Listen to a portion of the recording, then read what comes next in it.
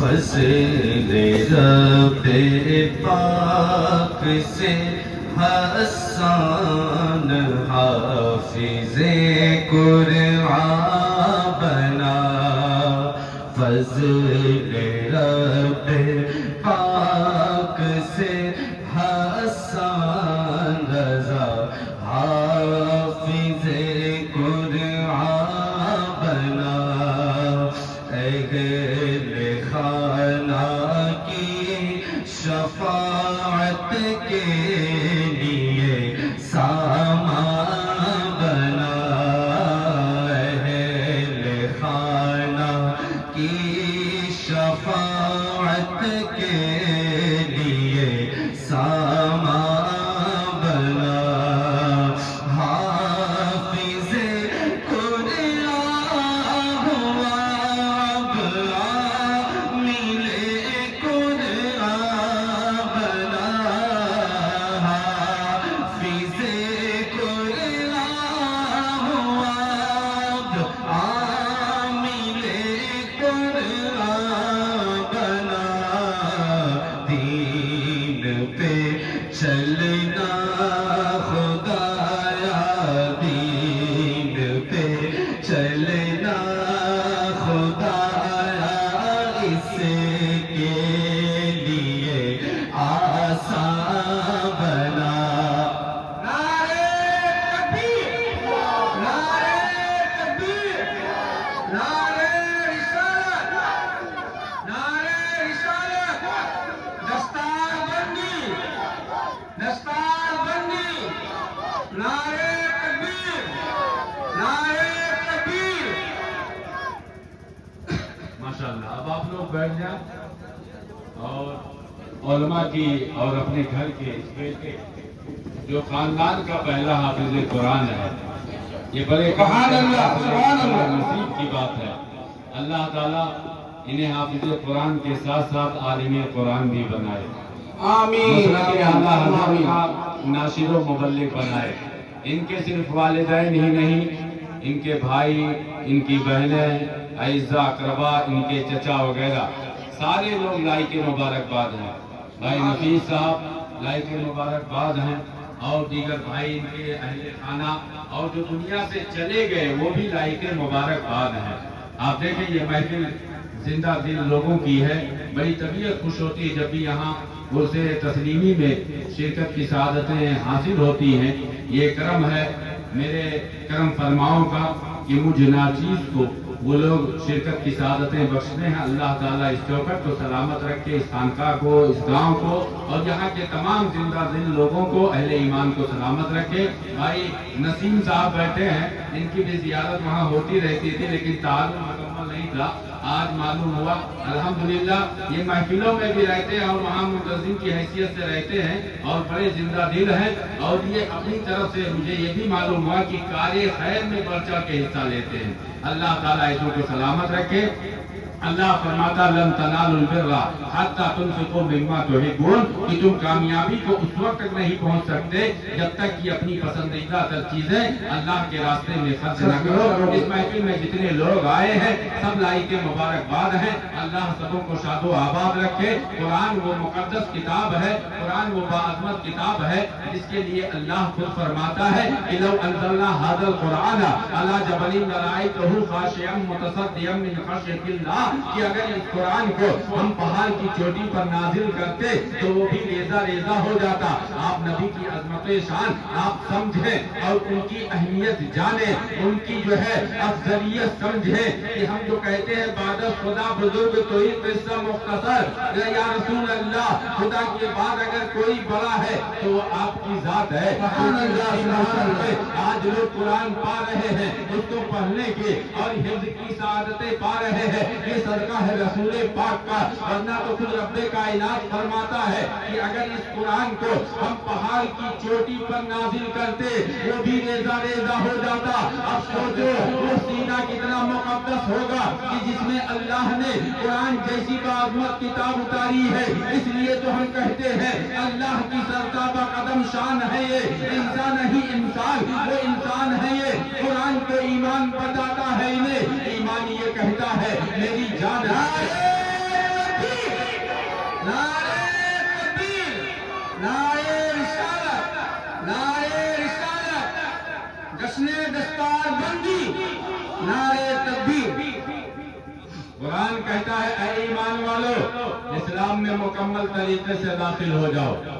आयत करीमा आप पढ़ेंगे, उलमा से पूछेंगे, इन हुफ़ाज़ो क़ुर्रा से पूछेंगे, ये आपको बताएंगे कि अल्लाह ने नमाज अता की है, रोजा हज व ज़कात अता किए हैं, दीगर अच्छे कामों का हुक्म फरमाया है, लेकिन उससे पहले या अय्युहल्लज़ीना आमनू आता है, ऐ ईमान वालो। गोया कि अल्लाह ने सबसे पहले जो मुखातब फरमाया है, जो कलिमा फरमाया है, वो ईमान का फरमाया है। यानी रब अटेंशन चाहता है, तवज्जो चाहता है, तो अहले ईमान की यानी नमाजें अहले ईमान के लिए, रोजा अहले ईमान के लिए, हज व ज़कात अहले ईमान के लिए। अब ईमान कहते किसको है, तो किसी और से पूछने की जरूरत नहीं, बल्कि कुरान जिसके ताल्लुक से कहता है कि वमा यंतिकु अनिल हवा, कि मेरा महबूब अपनी ख्वाहिशे नफ्स से कुछ नहीं बोलता, वो जो भी बोलता है वो ये इलाही की तरफ से बोलता है, अल्लाह की तरफ से वही हुआ करती है कि जिनकी शान अल्लाह ने ये बताई है।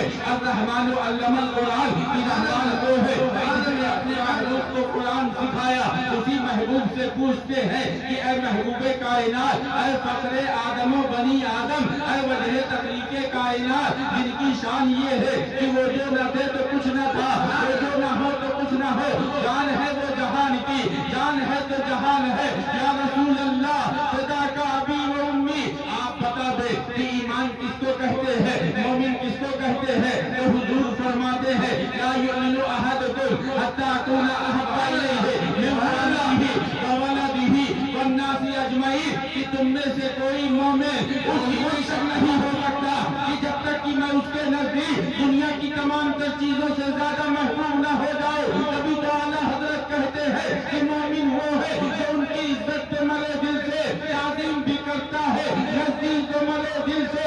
मोहम्मद की मोहब्बत दीने हक की शर्त अव्वल है, इसीलिए हो अगर कामिल तो सब कुछ नामुकम्मल है। हासिल करके दुनिया को ये पैगाम हुजूर ताजुश शरिया ने दे दिया है कि नबी से जो होने वाला उसे दिल से जुदा कर दे, इधर मादर बिरादर जान माल उन पर फिदा कर दे। नारे तकबीर, नारे रिसालत, मसलके आला हज़रत, फैज़ाने ताजुश शरिया, उलमाए अहले सुन्नत, नारे तकबीर, नारे रिसालत। आपको मैं ये बताना चाहूंगा कि आप अल्लाह ने ईमान की तौफीक बख्शी है, मुसलमान बनाया है। मुसलमानों, ये इतनी बड़ी अज़मत है, इतना बड़ा नसीबा है कि जिसका बदल किसी तरीके से हम मुकम्मल कर ही नहीं सकते। इस्लाम क्या है? इस्लाम अमन और शांति का एक मजहब है। इस्लाम वो मजहब है जिसने इंसानों को इंसानियत सिखलाई। इस्लाम वो मजहब है जो इत्तेहाद और बराबरी का पैगाम देता है। इस्लाम वो मजहब है कि जो माँ बाप की कदरें बताता है। इस्लाम वो मजहब है जो भाइयों को बहनों की इस्मत का मुहाफिज बनाता है। इस्लाम वो मजहब है जो बाप को जन्नत का दरवाजा बताता है तो माँ के कदमों तले ही जन्नत रख देता है। इस्लाम वो मजहब है जो आकाओं से फरमाता अपने गुलामों को वही खिलाओ जो तुम खुद खाते हो। इस्लाम वो मजहब है कि जो जानवरों तक पर भी रहमदिली फरमाता है। इस्लाम वो मजहब है जो दस्तूरे हयात अता करता है और इस्लाम की नश्र इशाअत के लिए, इस्लाम के पैगाम के लिए अल्लाह जल्ला शानुहु ने कुरान जैसी बाअज़मत किताब उतारी है। इस पर उतारी है, अपने महबूब पर उतारी है। खुद ही फरमाता है अर्रहमान अल्लमल कुरान, कि रहमान वो है कि जिसने अपने महबूब को कुरान सिखाया। और साथ ही साथ फरमाता है कि इन्ना नहनु नज़्ज़लना ज़िक्रा व इन्ना लहु लहाफ़िज़ून, बिला शुबा ہم نے ہی قرآن کو نازل کیا اور ہم ہی اس کے محافظ ہیں. ابھی تو آپ دیکھیں آج 1450 سال گزرنے کے باوجود دنیا نے کتنی ترقی کر لی ہے, مادی اعتبار سے اتنا آگے نکل چکا ہے, اور دنیا میں انسان کسی سے پیچھے رہنا نہیں چاہتا ہے اور کوئی کسی سے اپنے کو کمتر نہیں سمجھتا ہے. اگر ملکی پیمانے پر آپ دیکھیں تو ایک ملک نے اگر 300 سے زائد کی بلڈنگ بنائی تو دوسرا اس کا مقابلہ کرتے ہوئے دوسرا اس سے بڑی بلڈنگ بنانے کی تیاری کر رہا ہے, اور تیسرا ان سے بھی بڑا بنانے کا سوچ چکا ہے اور زمینیں بھی دیکھ چکا ہے. میرے کہنے کا مطلب یہ ہے کہ یہ ٹیکنالوجی کا زمانہ ہے, مادی دور ہے, کوئی کسی سے پیچھے نہیں رہنا چاہتا. ہر چیلنج کا لوگ مقابلہ کر رہے ہیں, فیس کر رہے ہیں. قرآن کا یہ چیلنج 1450 سال سے موجود ہے. وَإِن كُنتُمْ فِي رَيْبٍ مِّمَّا نَزَّلْنَا عَلَىٰ عَبْدِنَا فَأْتُوا بِسُورَةٍ مِّن مِّثْلِهِ, کہ اے دنیا والو اگر اس قرآن کے تعلق سے تم شک و شبہ میں مبتلا ہو تو اس کے مثل ایک چھوٹی سی صورت لا کے دکھا دو. پہلے پورے قرآن کا چیلنج کیا گیا, پورا قرآن لانا تو دور کی بات ہے, اللہ نے اتنی آسانی کر دی کہ ایک چھوٹی سی صورت کے مثل لا دو, اور صورتیں بھی کوثر جیسی چھوٹی بنائی. لیکن آپ بھی دیکھتے ہیں, میں بھی دیکھتا ہوں کہ اتنا زمانہ گزرنے کے باوجود کہ جس دور میں ہر چیلنج کا مقابلہ ہو رہا ہے, کوئی قرآن کے مقابل دوسری کتاب لا کے آگے بہل اعلان کیوں نہیں کرتا کہ ہم نے قرآن کے مثل بنا لی ہے یا اس کی ایک سورت کے مثل بنا لی ہے. اللہ خود ہی اس کی وضاحت فرماتا ہے, فَإِن لَمْ تَفْعَلُوا وَلَن تَفْعَلُوا, کہ اگر تم نہ کر سکو اور ہرگز نہیں کر سکتے. کیوں؟ اس لیے کہ یہ انسان کا خود ساختہ نہیں ہے بلکہ رب کائنات کا بھیجا ہوا ہے, اور جس نے بھیجا ہے اس مقصد کے تحت بھیجا ہے. ارشاد فرماتا ہے لِتُخْرِجَ النَّاسَ مِنَ الظُّلُمَاتِ إِلَى النُّورِ, کہ اے محبوب تاکہ اس قرآن کے ذریعہ تاریکیوں میں بھٹکے ہوئے لوگوں کو روشنی کی طرف لائے. جب نبی نے تعلیمات دینی شروع کی کہ دنیا میں اجالا پھیلا. اس لیے ہم کہتے ہیں کہ جہاں تاریخ تھا ظلمت کا تھا, سب کالا تھا, کوئی پردے سے کیا نکلا کہ گھر گھر میں اجالا تھا, ناریوں کا دور تھا, دل جل رہا تھا نور کا, ان کو دیکھا ہو گیا ٹھنڈا کلیجہ نور کا. نعرہ تکبیر, نعرہ رسالت, مسلک اعلی حضرت, علماء اہل سنت, رسم دستار بندی, نعرہ تکبیر, نعرہ رسالت. اب افسوس کا مقام یہ ہے کہ ہم اسلام کو پڑھنا سمجھنا نہیں چاہتے. اپنے علماء سے اسی بنیاد پہ ہم دور ہو گئے.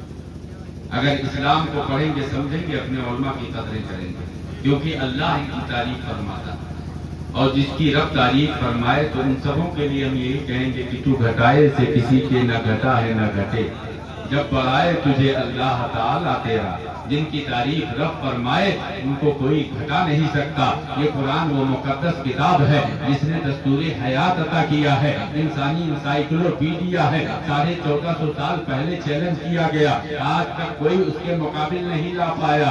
اور کیسے لا سکتا ہے جب رب کا بنایا ہوا ہے اور رب خود ہی جو ہے اس کا محافظ ہے, تو کوئی اس کو مٹا نہیں سکتا. قرآن کو نہ مٹا سکتا ہے نہ اسلام کو مٹا سکتا ہے. ہاں ہم اپنے اعمال کی وجہ سے ستائے کاٹے مارے ضرور جائیں گے, ذلیل و خوار کیے جائیں گے, اور اس سے بچنا ہے کہ رب کا قرآن پڑھو. قرآن کہتا ہے وَلَا تَهِنُوا وَلَا تَحْزَنُوا وَأَنْتُمُ الْأَعْلَوْنَ إِن كُنتُم مُؤْمِنِينَ, کہ سستی نہ کرو, غم نہ کھاؤ, تم ہی سر بلند رہو گے.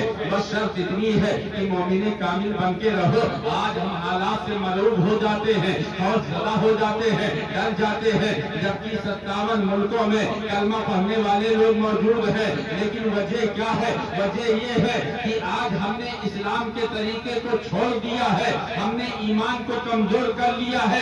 ورنہ یاد کرو اللہ کے نبی کی تعلیمات وہ ہے کہ جو تلوار کے زور پہ نہیں بلکہ کردار کی بلندی کی بنیاد پر پوری دنیا میں پھیلا ہے. اس لیے ہم کہتے ہیں اسلام کی فطرت میں قدرت نے لچک دی ہے, تم جتنا دباؤ گے اتنا ہی یہ ابھرے گا. اب اسلام کی تعلیمات کیا ہے آپ کو میں بتا دوں. جس نبی کا ہم کلمہ پڑھتے ہیں, جن کے علم غیب اور جن کی شانیں ہم بیان کرتے ہیں, رب نے کتنی بلند فرمائی ہے کہ آج 1450 سال گزرنے کے بعد جب ٹیکنالوجی کا زمانہ آیا, مادی طریقے لوگوں نے اپنائے, تب آج باریک چیزوں کو دیکھ رہے ہیں, لیکن وہ نظر کہ جس کے لیے اللہ فرماتا ہے وَعَلَّمَكَ مَا لَمْ تَكُنْ تَعْلَمْ وَكَانَ فَضْلُ اللَّهِ عَلَيْكَ عَظِيمًا, کہ اے محبوب آپ کے رب نے آپ کو وہ سب کچھ سکھا دیا جو آپ نہیں جانتے تھے. اور نظر کا عالم تو یہ ہے کہ حضرت موسیٰ نے عرض کیا تھا کہ رب ارنی, کہ اے پروردگار مجھے اپنا جلوہ دکھا دے. رب نے فرمایا لن ترانی, کہ اے موسیٰ تم جو ہے میرے دیدار کی تاب نہیں لا سکتے. اس رب کی شان یہ ہے کہ لا یدرکہ الابصار, نظریں اس کا احاطہ نہیں کر سکتی. یہی حسن مصطفیٰ ہے, یہی عظمت مصطفیٰ ہے, یہی مقام مصطفیٰ ہے کہ حضرت موسیٰ کو منع کر دیا اور رب نے اپنے محبوب کو خود بلا کر اپنا دیدار کرایا. عرش اعظم پر جب آپ پہنچے اور سدرۃ المنتہا سے اس سے پہلے سدرۃ المنتہا پر پہنچے, حضرت جبرائیل سے آپ نے کہا تھا کہ اے جبرائیل کیا رب کے دیدار کے لیے نہیں چلو گے؟ رب کا دیدار کون نہیں کرنا چاہے گا؟ حضرت موسیٰ کلیم اللہ ہے, آپ نے تو خواہش بھی کی تھی, اللہ نے منع کر دیا. حضرت جبرائیل جو معلم الملائکہ ہے, تمام فرشتوں کے استاد ہے, ان سے نبی نے خود پوچھا تھا کہ اے جبرائیل کیا رب کے دیدار کے لیے نہیں چلو گے؟ حضرت جبرائیل جانتے ہیں کہ اب یہاں سے مقام آگے جو ہے وہ محمد مصطفیٰ صلی اللہ علیہ وسلم کا ہے. اللہ اور رسول کی شان جو ہے وہ دنیا میں کسی کی نہیں ہے, اس لیے جو انہوں نے جواب دیا تھا حضرت شہید سعدی شیرازی نے اپنے انداز میں اس کو بیان کیا ہے کہ یا رسول اللہ آپ پوچھتے ہیں کہ کیا رب کے دیدار کے لیے نہیں چلو گے, تو میں یہ کہتا ہوں کہ اگر یکسر منہ برتر پرم فروغ تجلی بصورت پرم, کہ یا رسول اللہ اگر یہاں سے ایک بال برابر بھی آگے بڑھا تو میرے یہ پر اللہ کی تجلیوں سے جل جائیں گے.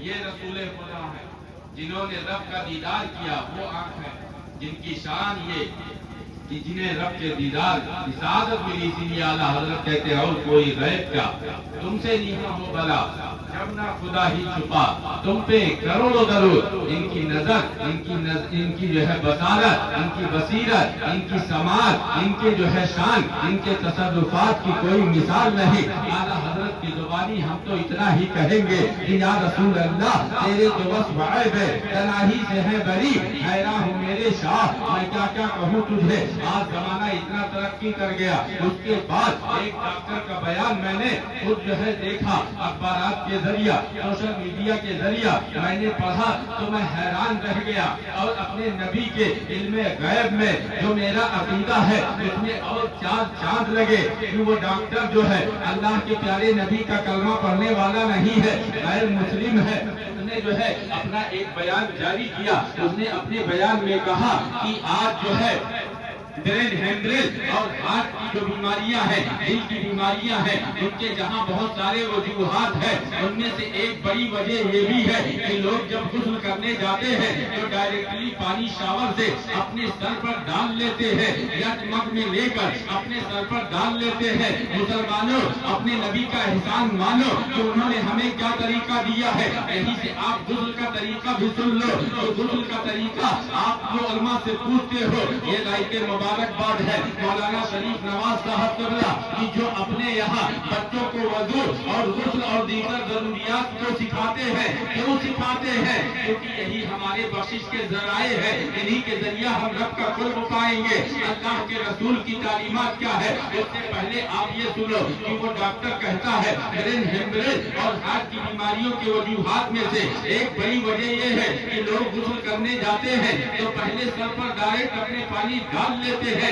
آپ ایسا نہ کیا کرو, بلکہ جب غسل کرنے جاؤ تو پہلے آپ اپنے باڈی کے کچھ پارٹس کو بھگا لو, جیسے کہ ہاتھ دھل لو, پیر دھل لو، چہرہ دھل لو اور ہلکا پانی سر پہ لگا لو، اس کے بعد پورے بدن پر پانی ڈالو۔ ہم مسلمانوں سوچو، جب میں بھی ابتدائی علم دین مصطفیٰ کا طالب علم تھا، ابتدائی جماعت میں تھا، اس وقت جب میں نے غسل کا طریقہ پڑھا تو اس میں یہ طریقہ ہمارے اساتذہ نے دل کی روشنی میں، اللہ کے رسول کی پیاری تعلیمات کی روشنی میں ہمیں یہ بتایا کہ غسل کرنے جائیں تو سب سے پہلے وضو کر لیں۔ آپ بھی جانتے ہو، پوری دنیا جانتی ہے، کیا آپ کو معلوم نہیں کہ وضو میں ہم کیا کرتے ہیں؟ ہاتھ دھلتے ہیں، کلی کرتے ہیں، ناک میں پانی ڈالتے ہیں، چہرے کو دھلتے ہیں اور دونوں ہاتھوں کو کوہنیوں سمیت دھلتے ہیں، سر کا مسا کرتے ہیں، اس کے بعد پیر دھلتے ہیں۔ ابھی تک بھی آپ نے اس سے پہلے بھی احساس کیا ہوگا، اب اس کے بعد اگر غسل کرنا تو آپ محسوس کرنا کہ جب ہاتھ میں پانی لگاؤ گے جسم کو ہلکی ٹھنڈک محسوس ہوگی، چہرہ دھلو گے اور زیادہ جسم محسوس کرے گا۔ اس طریقے سے دونوں ہاتھ کوہنیوں پر دھلو گے تو جسم میں ٹھنڈک کا اور احساس پہنچے گا، سر پر لے جاؤ گے تو اور احساس پہنچے گا، پیر دھلو گے تو اور احساس پہنچے گا۔ میں پہلے سوچتا تھا کہ آخر غسل کی فرضیت میں یہ تو ہے ہی ہے کہ پورے بدن پر پانی بہانا یہ ضروری ہے، تو آخر وضو کرنے کی ضرورت کیا ہے؟ ابتدائی زمانہ تھا، میں سوچتا تھا، لیکن جیسے جیسے آگے بڑھا اللہ کے پیارے نبی کی تعلیمات کی حکمتیں اور روشنی نظر آتی گئی، اور جب ڈاکٹر نے یہ بیان دیا تو ہم نے بے ساختہ کہا کہ تم نے مشینری کا سہارا لے کے بتایا کہ اپنے جسم کے بعض حصوں کو دھلو۔ ہمارے پیارے کریم آقا نے ہمیں 1450 سال پہلے ہی ہمیں یہ بتا دیا کہ غسل کرنے جاؤ تو ڈائریکٹ اپنے سر پر پانی نہ ڈالنا، بلکہ اپنے جسم کے بعض حصے کو بھگا لو۔ اس طریقے سے آپ کا جسم، آپ کے جسم کا ٹمپریچر ٹھنڈک سے جو ہے مانوس ہو جائے گا۔ نعرہ تکبیر، نعرہ رسالت۔